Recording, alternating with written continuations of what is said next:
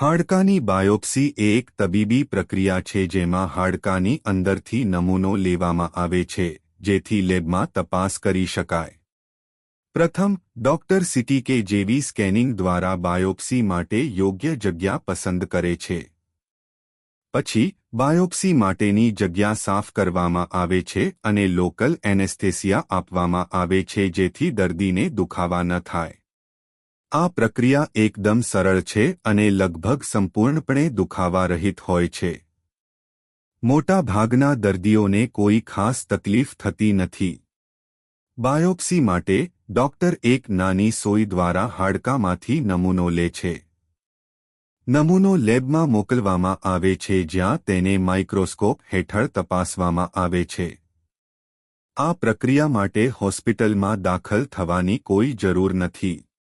આખી પ્રક્રિયા માત્ર 15 થી 20 મિનિટમાં પૂર્ણ થઈ જાય છે. પ્રક્રિયા પછી, ઘાવ પર પટ્ટી બાંધવામાં આવે છે અને દર્દીને આરામ કરવાની સલાહ આપવામાં આવે છે. આ પ્રક્રિયા સામાન્ય રીતે સુરક્ષિત હોય છે. તમારા ડોક્ટર તમારી સ્થિતિ અનુસાર યોગ્ય માર્ગદર્શન આપશે.